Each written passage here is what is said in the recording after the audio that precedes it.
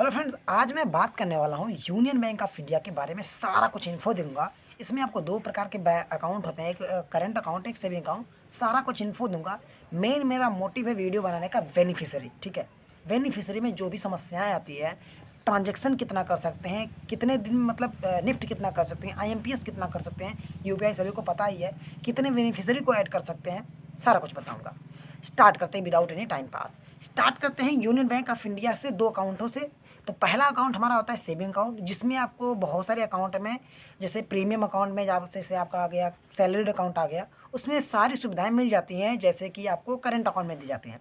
और बहुत सारे छोटे अकाउंट होते हैं जो आप किसी भी ब्रांच से खुलवा लेते हो, लाइक साइबर कैफ़े से खुलवा लेते हो, तो आपको लिमिटेशन सेवाएँ मिलती हैं। तो उनकी बात मैं बात बिल्कुल नहीं करने वाला हूँ। यहाँ पर मैं बात करने वाला बेनिफिशियरी का जो फुल्ली रिक्वायर्ड होता है उसके बारे में।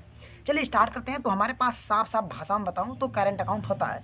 जैसे करंट अकाउंट होता है, आप सेविंग अकाउंट है तभी भी कर सकते हो, कोई दिक्कत वाली खास बात नहीं है। स्टार्ट करते हैं। तो हम इसमें क्या कर सकते हैं, सिंपल सा दो स्टेप सुन लो। इसमें आप नेट बैंकिंग के वाया भी आप बेनिफिशियरी को ऐड कर सकते हो और अपने मोबाइल ऐप के वाया भी कर सकते हो।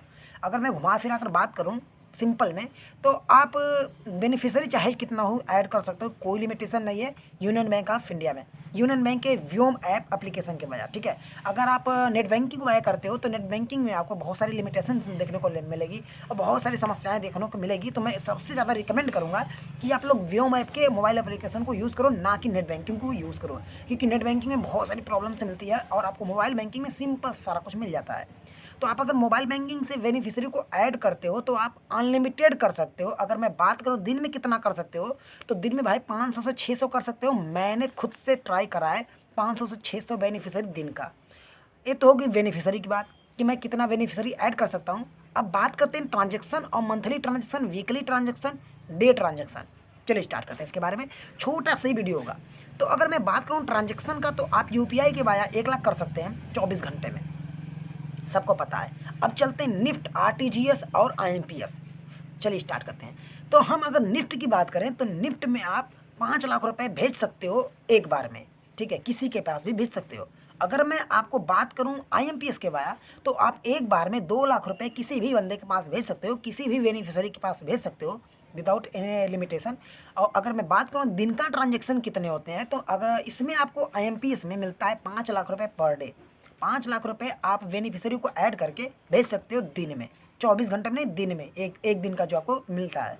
और यही चीज़ मैं अगर निफ्ट की बात करूँ तो निफ्ट में आप 10 लाख रुपए भेज सकते हो किसी भी बेनिफिशियरी के पास जो आपने सेव करके रखा है। अगर मैं आरटीजीएस की बात करूँ तो आरटीजीएस में भी सेम अमाउंट आपको मिल जाता है 10 लाख रुपए, जिसमें आप 2 लाख रुपए या 2 लाख से ऊपर वाले को ही अमाउंट को आप भेज सकते हो। मैक्सिमम 10 लाख एक बेनिफिशियरी के, 5 लाख एक बेनिफिशियरी को भेज सकते हो।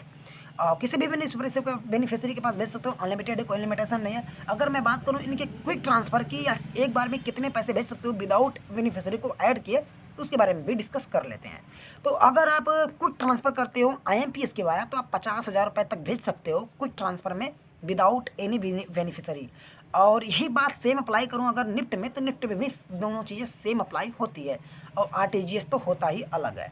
अब मैं बात कर दिया सारा कुछ यूनियन बैंक के बेनिफिशियरी के बारे में, और मैं अगर राय दूं तो आपके वो यूनियन बैंक कैसा लगेगा, फ़ी और चार्जेस कितना लगेंगे इसके बारे में। हालांकि बहुत जगह तो मेंशन लिखा हुआ है कि आपका 6 रुपये 15 रुपये ऐसे करके चार्जेस लगते हैं, लेकिन यहाँ पे मैं दो चीज़ें यहाँ पे नोटिस करा हूँ। अगर मैं नेट बैंकिंग के वाया जाकर पैसे सेंड करता हूँ, चाहे कितना हो अमाउंट हो, तो मेरे पैसे कटते हैं। अगर मैं व्योम ऐप के एप्लीकेशन के वाया अगर मैं कहीं भी ट्रांजेक्शन करता हूँ, मैंने बताया कि 500 से 600 मैंने बेनिफिशियरी ऐड करके सबके पास पैसे भेज करके देखा है, किसी का भी मेरा चार्जेस नहीं लगा है। मैंने सबके पास आईएमपीएस करके देखा, किसी के पास मेरा कोई चार्जेस नहीं लगा है। और लगभग मैं 3 महीने से यूनियन बैंक को यूज़ कर रहा हूँ और रेगुलरली यही यूज़ करता हूँ, तो कोई दिक्कत खास है नहीं। अब चलिए नेक्स्ट चीज़ों पे बात कर लेते हैं कि हमें लिमिट कितनी मिलती है, ठीक है, मंथली लिमिट, ये वीकली लिमिट। तो दिन का आप 5 लाख रुपए आईएमपीएस कर लेते हो, तो आईएमपीएस को साइड में रखते हैं, निफ्ट आरटीजीएस तो एकदम से हटा ही देते हैं क्योंकि इसको किसी काम का नहीं है। हमारे पास आईएमपीएस आ जाता है। अगर मैं बात करूँ आईएमपीएस का, तो मैंने पहले ही बता दिया कि दिन में आप 5 लाख रुपए किसी भी बेनिफिशियरी के पास भेज सकते हो, मैक्सिमम 2 लाख रुपए एक बेनिफिशियरी के पास भेज सकते हो। 5 लाख रुपए पर डे का। अगर मैं वीकली ट्रांजैक्शन की बात करूं तो आप वीकली ट्रांजैक्शन में आप 25 लाख रुपए एक बेनिफिशियरी के पास भेज सकते हो या किसी के पास भेज सकते हो। अगर मैं पूरा ट्रांजैक्शन करूं तो आप IMPS के वाया 25 लाख रुपए एक वीक में भेज सकते हो।